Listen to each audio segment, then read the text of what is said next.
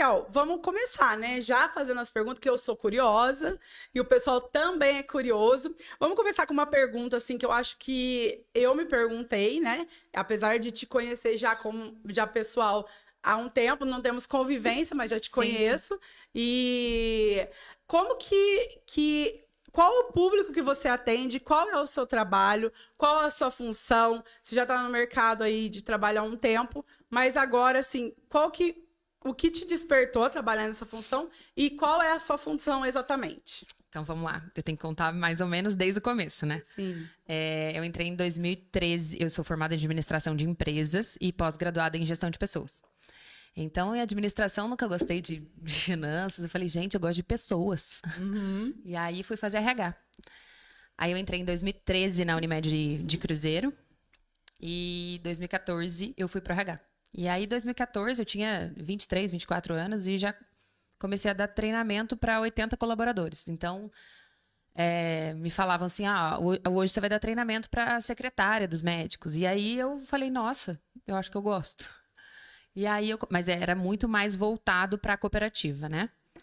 Então, e eu sempre tive esse olhar de atendimento. Então, eu já fazia recrutamento e seleção no RH.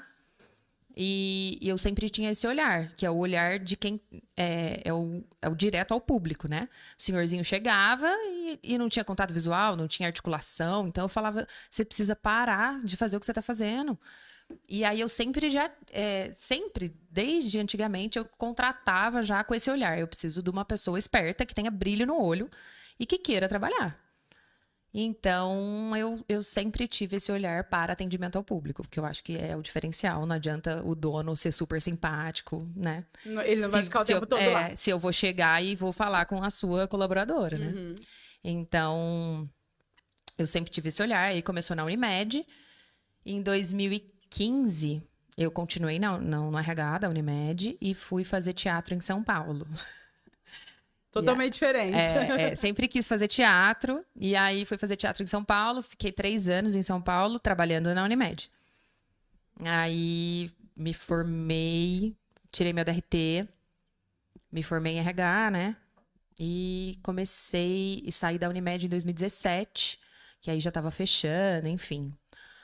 Aí em 2017, a Cíntia já falou, olha, você tem essa pegada de vendas.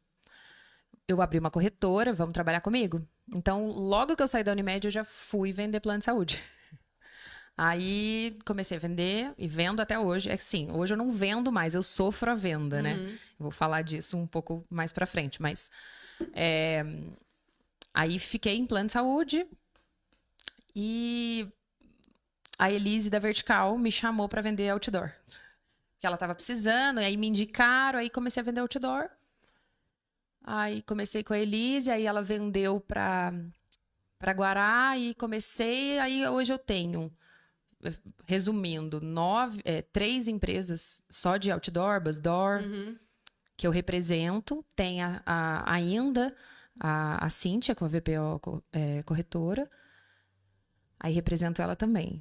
E aí começou as coisas a fluírem. Na pandemia eu falei assim, não, eu preciso criar uma empresa para mim.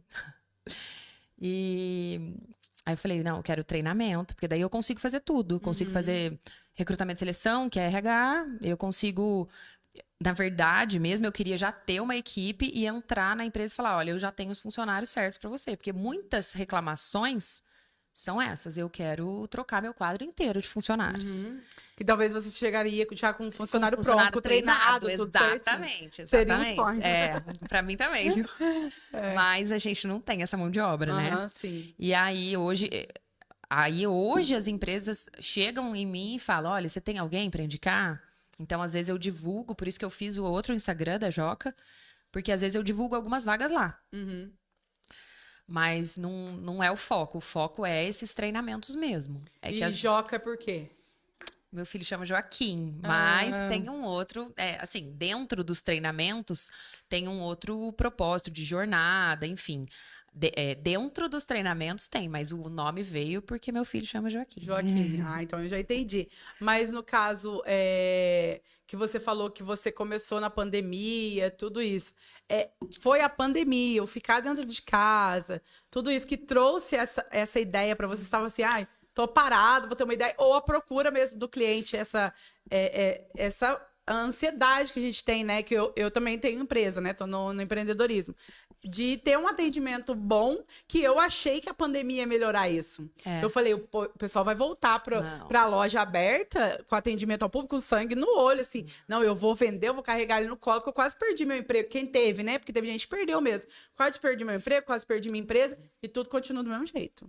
Então, foi a pandemia que fez Mas eu não sei se você já percebeu, em Minas é um pouco melhor.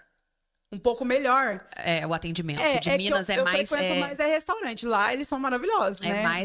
É um acolhimento maior, né? Maior. Então, eu reparo mas isso. aqui ainda continua do mesmo jeito, né? Tudo permanece igual.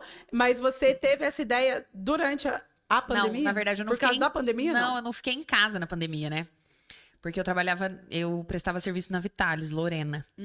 E aí era clínica. Ah, então você... Então eu visitava os hospitais, então a gente tinha que trabalhar. Estava lá no risco. Não tinha. A gente recebeu até vacina antes, porque não tinha como. Mas aí veio essa ideia em 2021, na pandemia. Como que foi feito para você aplicar isso? Na verdade, eu falei, meu primo... Porque todo mundo tava achando que ia quebrar, né? Meu primo era o Marcelo, do projeto. Aí eu falei pra ele, olha, e se eu abrir uma empresa de atendimento? Ele falou, então, se você mudar meu atendimento... É que assim, eu não mudo o atendimento de ninguém se o funcionário não quiser. Entendeu?